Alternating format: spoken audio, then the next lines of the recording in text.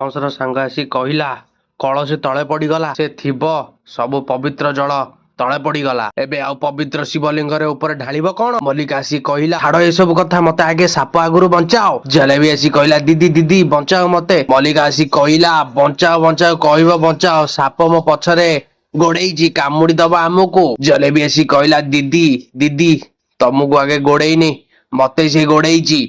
ଅହଂସର ସାଙ୍ଗ ଆସି କହିଲା, ଜୟ ନାଗ ଦେବତା କି ଜୟ। ଜଲେବି ଆସି କହିଲା, ଦିଦି ଦିଦି ସାପ ଯାହା ଆଉ ଚାଲିଗଲା ଆଉ ଆମେ ବଞ୍ଚିଗଲେ। ମଲ୍ଲିକା ଆସି କହିଲା, ଏ ଭଗବାନ, ସତରେ ଜଲେବି ଆମେ ଜଣେଇକି ମୋ ଦେହ ଜୀବନ ତଳେ ପଡିଲା, ନହେଲେ ମୁଁ ଭାବିଥିଲି ଆଜି ମୁଁ ବଞ୍ଚିବିନି, ଆଜି ମୁଁ ମଲି। ତାପରେ ଜଲ୍ଦି ଆସି ଦୌଡ଼ି ଦୌଡ଼ି ଆସି ଅଂଶ ପାଖରେ ପହଞ୍ଚିଲା। କହିଲା, ଅଂଶ ତମେ ଚାଲ। ଅଂଶ ସେପଟରେ ଉତ୍ତର ଦେଲା କି, କୁଆଡେ ଚାଲ?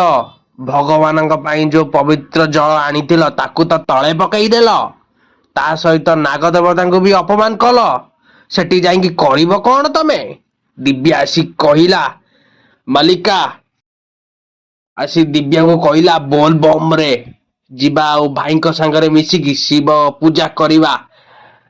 ସ୍ୱପ୍ନ ଛାଡି ଦିଅ, ଆଉ ତମ ଦୟାରୁ ସବୁ ହେଇପାରିବ ନାହିଁ। ଏସବୁ ପାଇଁ ସର୍ବପ୍ରଥମେ ସୁନ୍ଦର ହୃଦୟଟା ଥିବା ଦରକାର।